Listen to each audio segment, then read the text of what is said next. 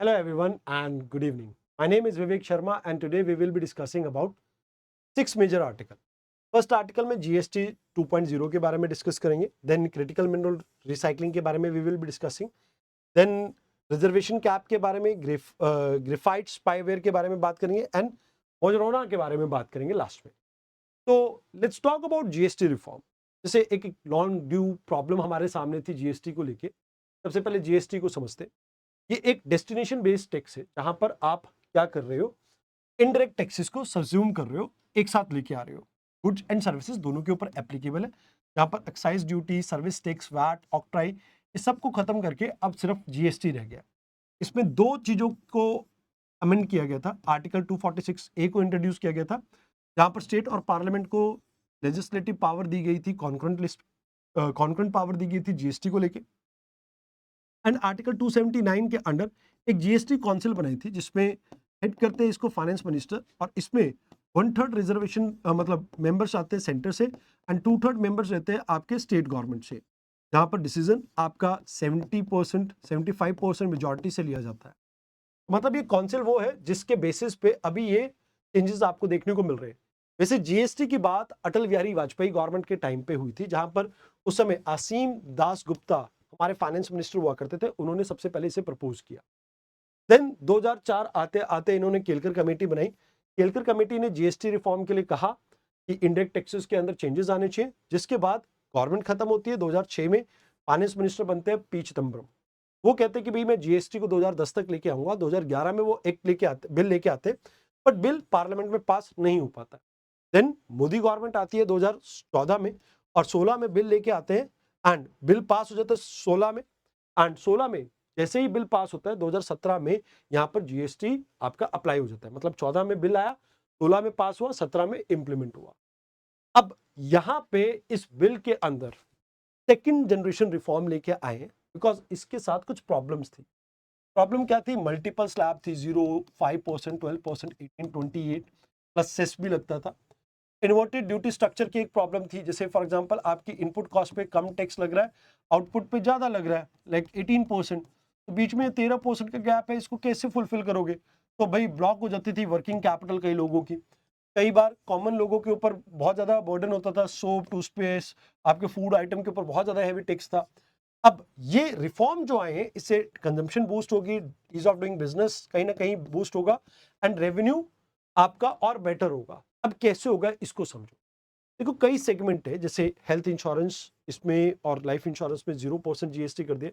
Essential food item, milk, paneer, रोटी, परांठा, चपाती, पिज्जा, इन सब के ऊपर 0% GST. Life saving drugs almost 33, इनके ऊपर भी 0% जीएसटी। तो यहां पर अब आप ये मान के चले कि कंजम्पशन इन चीजों की इंक्रीज होगी, तो इससे फायदा रहेगा। Then reduction in common services, जैसे soap, shampoo, toothpaste, bicycle, kitchenware, packed food, इन सब के ऊपर, एसी, टीवी, इनके ऊपर धीरे धीरे जीएसटी कम हो रहा है, तो 5% के स्लैब में आ जाएंगे, वो भी एक बेनिफिशियल चीज है। देन इन्वर्टेड जो ड्यूटी लगती थी उसको भी ठीक कर दिया। ऑटोमेटेड रिफंड आएगा, सिंपल प्रोसेस कर दिया है, जिसकी वजह से जीएसटी कंप्लायंस और ज्यादा इंप्रूव हो सकती है। बट कंसर्न है इसमें कि स्टेट्स का रेवेन्यू लॉस होगा। कहीं ना कहीं स्टेट इस बात को वरी है कि भाई उन्हें कंपनसेशन मिलता था, वो कंपनसेशन भी आपने विड्रॉ कर दिया। बट इससे कहीं ना कहीं कंजम्पशन लेड ग्रोथ इंक्रीज होगी, जिससे ईज ऑफ डूइंग बिजनेस की वजह से, एंड इससे कहीं ना कहीं आपकी जो लेबर इंटेंसिव सेक्टर है उनको बूस्ट मिलेगा, एंड ओवरऑल एम्प्लॉयमेंट इंप्रूव होगी, कंजम्पशन इंप्रूव होगी, जीडीपी इंप्रूव होगी। ये सब आपको इसमें बेनिफिट देखने को मिलेंगे। दीज आर द थिंग्स जो आपको यहाँ पे याद रखनी। अब क्रिटिकल मिनरल्स, वो मिनरल्स जो आपकी हाई एंड टेक्नोलॉजीज में यूज होते हैं, इनकी माइनिंग में बहुत टाइम लगता है। सबसे बड़ी प्रॉब्लम ये है कि सालों साल लग जाते हैं। तो गवर्नमेंट ने इसका एक ऑल्टरनेटिव निकाला है कि भाई हम 1500 करोड़ लगा के डोमेस्टिक कैपेबिलिटी इंक्रीज करेंगे, जिसमें क्रिटिकल मिनरल्स लाइक कॉपर हो गया आपका, या लिथियम हो गया, निकल हो गया, कोबाल्ट हो गया, इनके लिए हम रिफाइनिंग करेंगे। रिफाइनिंग मतलब रिफाइनिंग इन द सेंस कि जो वेस्ट है, वेस्ट मटेरियल को रिसाइकल करके इनको एक्सट्रैक्ट करने की कोशिश करेंगे। 1500 करोड़ यहाँ पर प्रोवाइड किए जाएंगे, बट ऐसा नहीं कि सीधा 1500 करोड़ जाके पकड़ा दिए। इसमें स्ट्रक्चर क्रिएट किया गया कि भाई आपके कैपिटल एक्सपेंडिचर का 20% जो है, तो प्लांट मशीनरी और यूटिलिटी पे जो भी आपका लगा, वो टाइम बाउंड मैनर में आपको हम प्रोवाइड करेंगे। देन आपके जो जैसे ऑपरेशनल एक्सपेंडिचर्स हैं, इसमें 40% दूसरे साल, 60% पांचवें साल हम आपको प्रोवाइड करेंगे।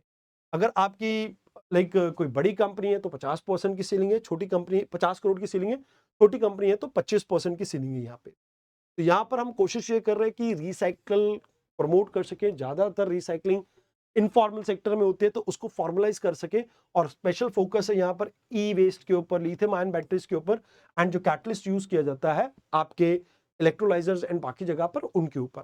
तो यहाँ पर इसका एडवांटेज ये है कि हम सर्कुलर इकोनॉमी को बूस्ट करेंगे जहां से ग्रीन पुश मिलेगा एंड आपके इन्वायरमेंटल डिग्रेडेशन रिड्यूस होगा। साथ के साथ आप नई जॉब जनरेशन कर पाएंगे, इससे स्टार्टअप कल्चर आपका बूस्ट होगा and more over supply chain resilient होगी, तो हमारी फॉरेन कंट्रीज के ऊपर डिपेंडेंसी क्रिटिकल मिनरल्स के ऊपर, चाइना जैसी कंट्री के ऊपर रिड्यूस होगी। तो वैसे तो नेशनल क्रिटिकल मिशन का ये पार्ट रहेगा, जो जियोलॉजिकल सर्वे है वो भी इसमें पार्टिसिपेट कर रही है। ये 1200 से ज्यादा प्रोजेक्ट अभी तक आइडेंटिफाई कर चुकी है and sustainable resilient and domestic supply को इंश्योर करने के लिए यहाँ पर हमारा फोकस है। अब इनका यूज चाहे आप सोलर एनर्जी की बात करो वहां पर भी रहता है, विंड एनर्जी की बात करो तो वहां पर भी रहता है, इलेक्ट्रिक व्हीकल की बात करें तो वहां पर भी रहता है, एंड स्टोरेज इंडस्ट्री की बात करें तो लिथियम कोबाल्ट उसमें भी इसका यूज रहता है। तो अभी फिलहाल के लिए गवर्नमेंट ने स्कीम को स्टार्ट किया ताकि बूस्ट कर सके हम डोमेस्टिक मैन्युफैक्चरिंग। अब बात करते हैं रिजर्वेशन की। अब जैसा आपको पता है इलेक्शन टाइम आ चुका है and Bihar one of the major state है, तो यहाँ पर जो बिहार ऑपोजिशन पार्टी के लीडर है उन्होंने कहा 85% हम कोटा दे देंगे बिहार के अंदर। 85 भी क्यों रखा, कोई साइंटिफिक आपने नंबर सोचा है क्या? मतलब आई फील लाइक कि इसको थोड़ा 100% के आसपास लेके जाओ तो थोड़ा बेटर होगा। 15% भी मेरिट के लिए क्यों छोड़ना, है ना? बट बात यहाँ पर ये आती है कि ये बात इसलिए ज्यादा आ रही है बिकॉज गवर्नमेंट जॉब के लिए लोगों के अंदर क्रेज ज्यादा है, और क्रेज क्यों ज्यादा है? बिकॉज ये एक श्योरिटी देता है और बाकी जगह पर आपकी इंप्लॉयमेंट इतनी जनरेट हो नहीं पा रही। तो इस वजह से रिजर्वेशन का भी डिमांड आता रहता है। जैसे मराठी कोटा के लिए, मराठा कोटा के लिए भी लोगों की डिमांड आती है, एंड इवन क्रीमी लेयर का जो कॉन्सेप्ट है इसको लेके भी आपका कोटा सिस्टम काफी डिबेट में रहा था, जब सुप्रीम कोर्ट ने कहा था कि भाई क्रीमी लेयर का कॉन्सेप्ट इंट्रोड्यूस करो SC ST के अंदर।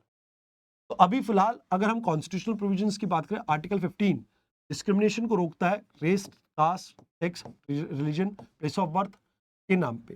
फिर आज ये परमिट करता है कि भाई अगर कोई बैकवर्ड क्लास है सोशो और एजुकेशनली तो आप रिजर्वेशन उन्हें दे सकते हैं। बट यहाँ पर आर्टिकल 16 बात करता है इक्वल अपॉर्चुनिटी की, बट पब्लिक एम्प्लॉयमेंट में बैकवर्ड क्लास के लिए रिजर्वेशन की बात करता है article 16 clause 4, and 16 clause 4A आपका अलाउ करता है रिजर्वेशन इस प्रमोशन के अंदर। अब इंदिरा साहनी केस में यहाँ पर यह कहा गया था कि भाई 50% रिजर्वेशन कैप है। जनहित अभियान के अंदर यह कहा गया था कि भाई लाइक जो 10% इकोनॉमिकली वीकर सेक्शन को कोटे को अप्लाई किया गया है वो भी ठीक है। अब यहाँ बात ये आ जाती है कि भाई इक्वालिटी है क्या? एक होते फॉर्मल इक्वालिटी जहां पर आप सभी को बराबर ट्रीट करते हैं और इसमें रिजर्वेशन एक्सेप्शन है। जैसे Balaji versus state of Mysore 1962 50% cap लगा दी। अब इसके बाद इक्विटी बेस्ड जहां पर रिजर्वेशन आपका लाइक आप ये कह सकते हो कंटिन्यूएशन में होना चाहिए इक्वालिटी ऑफ अपॉर्चुनिटी के लिए, जो हिस्टोरिकली डिसएडवांटेज सेक्शन है उनके लिए। अब ये विद इन ए लिमिट ठीक है, और यहां पर state of Kerala versus NM Thomas जो केस है उसमें ये बात बिल्कुल बात मानी गई है कि भाई देखो जो SC ST community no doubt उनके साथ हिस्टोरिकली बहुत गलत हुआ है, हमें उनको सपोर्ट करना चाहिए। But 85% quota still I feel कि बहुत ज्यादा हायर साइड पे। अब यहाँ पे अगर बात करें कोर्ट का क्या रूल है, कहते कि बालाजी केस में कोर्ट ने 50% की सीलिंग लगाई थी विद इन रीजनेबल लिमिट। फिर इसी चीज को अपहेल्ड किया गया था इंदिरा साहनी केस में, एंड NS थॉमस केस में कहा था कि रिजर्वेशन आपकी कंटिन्यू रहनी चाहिए जब तक इक्वालिटी को आप प्रमोट नहीं कर दे। लाइक कोई एक्सेप्शन नहीं कि भाई ठीक है आप रिजर्वेशन दे सकते हैं, रिजर्वेशन अगर जरूरत है किसी सेक्शन को तो economy as a criteria validate किया था यहाँ पर EWS जजमेंट पे। तो फिलहाल के लिए तो बस SC ST कम्युनिटी के अंदर क्रीमी लेयर का कॉन्सेप्ट की बात की जा रही है। State of Punjab versus Devinder Singh case में सुप्रीम कोर्ट ने इस बारे में हिंट दी थी, बट आपकी जो गवर्नमेंट है उसने इसको रिजेक्ट कर दिया था 2024 में। फिलहाल की बात की जाए रोहिणी केस में कमीशन ने एक बात कही थी कि 97% जो OBC कोटा है वो सिर्फ 25% डोमिनेंट कम्युनिटी ही इसका फायदा उठा रही है, और 1000 से ज़्यादा ऐसी कम्युनिटीज़ है जिसको इसका फ़ायदा मिलता ही है। तो यहाँ पर रिजर्वेशन, क्योंकि देखो कास्ट डेमोग्राफी चेंज हो रहा है, मेजॉरिटी आजकल बैकवर्ड क्लास से बिलोंग करते हैं एंड कास्ट सेंसस का डाटा हमारे पास है नहीं, और लाइक थोड़ा कास्ट सेंसस का जो पिछला डाटा है वो यही बताता है कि भाई कहीं ना कहीं सेंसस मतलब रिजर्वेशन को इंक्रीज करने की ज़रूरत है। बट आर्ग्यूमेंट जो है इसके अगेंस्ट वो ये कहते हैं कि भाई राइट टू इक्वालिटी और इक्वल अपॉर्चुनिटी को ये वायलेट करता है। आर्टिकल 14 एंड 16 का वायलेशन है। सब कैटेगराइजेशन से जो खासकर सबसे ज्यादा डाउन ट्रोडन लोग हैं, हम उनको इसका फायदा पहुंचा पाएंगे, that will be better. And इससे कहीं ना कहीं मेरिटोक्रेसी के ऊपर इम्पैक्ट पड़ता है, ये भी एक बड़ी प्रॉब्लम यहाँ पर बताई गई है। एंड लास्ट में ये कहा जाता है कि भैया ये सब वोट बैंक पॉलिटिक्स के चक्कर में और ज्यादा इसको इंक्रीज कर किया जा सकता है। कहते हैं इसमें करा क्या जाए, कास्ट सेंसस कराओ, एविडेंस बेसिस पे रिजर्वेशन की पॉलिसी डिजाइन करो, सब कैटेगराइजेशन करो and make sure Rohini commission के अकॉर्डिंगली आप चीजों को मेंटेन करो। 2 टियर रिजर्वेशन करो, SC ST जो प्रायोरिटी मोस्ट मार्जिनल है उनको सबसे पहले रिजर्वेशन दो। एंड इवन आप इंट्रोड्यूस करो कि क्रीमी लेयर का कॉन्सेप्ट SC ST कम्युनिटी में। आप स्किल डेवलपमेंट के ऊपर फोकस करो जिससे प्राइवेट सेक्टर में लोगों की रोजगार इंक्रीज। आइए अब बात करते हैं ग्रेफाइट वेयर। अभी पैरागॉन जो आपके सोल्यूशन है, इसराइल की एक कंपनी है, ये इसके साथ $2 मिलियन का कॉन्ट्रैक्ट हुआ था बिडेन गवर्नमेंट के टाइम पे। बट कहा जाता है कि भाई ये एक ऐसा स्पाईवेयर है जो civil liberty, privacy and surveillance करता है। खासकर इससे इमिग्रेंट्स या जर्नलिस्ट या एक्टिविस्ट इनके ऊपर बहुत ज़्यादा नेगेटिव असर पड़ेगा। स्पाईवेयर ऐसा एक मिसलेनियस सॉफ्टवेयर है जो मॉनिटर करता है, कलेक्ट करता है, ट्रांसमिट करता है आपके फ़ोन में जो भी डाटा है वो सब, चाहे आपका कॉन्टैक्ट हो, फोटोज हो, फाइनेंशियल इन्फॉर्मेशन, आपकी लोकेशन, आपकी कम्युनिकेशन, वीडियो सीक्रेटली रिकॉर्ड कर सकता है, वॉइस रिकॉर्ड कर सकता है। तो कहते हैं लॉ इन्फोर्समेंट एजेंसी इसे यूज करते हैं क्रिमिनल और टेररिस्ट को टारगेट करने के लिए। साइबर क्राइम में भी यूज होता है, एस्पिनाज और फाइनेंशियल फ्रॉड के लिए। मोर ओवर कई बार अथॉरिटीज भी मिस यूज करती है इसे टारगेट करने के लिए अपोजिशन। वैसे पेगिसे आपका NSO ग्रुप का काफी फेमस रहा है इंडिया के केस में। देन हरमित आपका इटालियन है। देन इसके बाद ग्रेफाइट, ये भी आपका इजरायली है। सर्वे इसे बिल्ड किया गया था पैरागॉन के द्वारा। ये मतलब आपका ऐसा टूल है जिसको शायद कह सकते हो कि कंट्रोवर्सी में ज़्यादा रहा है। 2024 में यहाँ पर मेटा ने अक्यूज़ किया था पैरागॉन के ऊपर कि भाई इन्होंने लाइक जो ग्रेफाइट है इसको यूज़ करके टारगेट किया है 90 जर्नलिस्ट और एक्टिविस्ट जो कि 24 कंट्रीज, अलग अलग कंट्रीज में रहते हैं। तो कहीं ना कहीं उनको टारगेट करने के लिए यूज़ होता है, तो इस वजह से थोड़ा प्रॉब्लमेटिक रहा है, कॉन्ट्रोवर्शियल इशू है। तो कहते हैं कि भाई देखो फुल रिमोट एक्सेस होता है इसमें। स्मार्टफोन जैसे मेरा यहाँ पर पड़ा है, अब मैं मान लो यहाँ पर कुछ भी गवर्नमेंट के अगेंस्ट बोलता हूँ तो गवर्नमेंट उसको रिकॉर्ड कर सकती है। एंड देन अगर बात करें तो जो इवन इंक्रिप्टेड एप्स हैं जैसे व्हाट्सएप, सिग्नल, टेलीग्राम, आप ये मान के चलो कि इनके मैसेजेस को भी ये इंटरसेप्ट कर सकता है, कोई इनको प्रॉब्लम नहीं आएगी। सर्वेलेंस टूल की बात की जाए, photos, file, call log, GPS data, सब कुछ ये आपका रिकॉर्ड कर सकता है। And mostly counter terrorism, anti crime operation, इस तरह की पॉलिसी में इसको यूज किया जाता है। अब बात करते हैं मेरेजोना की। ये मेजरोना अगर हम बात करें तो बेसिकली एक फिजिस्ट थे, उनके नाम पे रखा गया। ये एक एंटी पार्टिकल है एंड कहा जाता है कि ये क्वांटम सिस्टम को बिल्ड करने में हेल्प करेगा। वैसे क्वांटम कंप्यूटिंग में, सिक्योर कम्युनिकेशन में और आपकी फिजिक्स में इसका यूज यूटिलाइजेशन हो सकता है। वैसे क्लाइमेट वेदरिंग मॉडल्स में भी इसका यूटिलाइजेशन रहेगा। तो कहा जाता है कि भाई जैसे जनरली आपकी क्यूबिट्स हैं बहुत फ्रजाइल होती हैं, तो उनको स्टेबलाइज करने के लिए यहाँ पर इसका यूज हो सकता है। बहुत ज़्यादा डिटेल में इसलिए नहीं पढ़ रहे बिकॉज इसके ऊपर क्वेश्चन आने की प्रोबेबिलिटी जो थी वो लास्ट ईयर आपने देखा है, नॉर्मल से कॉन्सेप्ट के ऊपर UPSC पूछता है। तो ये चीज़ें हैं जो आपको यहाँ पे याद रखनी है। आज के डिस्कशन में इतना ही। आई होप आपको डिस्कशन अच्छी लगी हो। मिलेंगे कल एक नई डिस्कशन के साथ। धन्यवाद।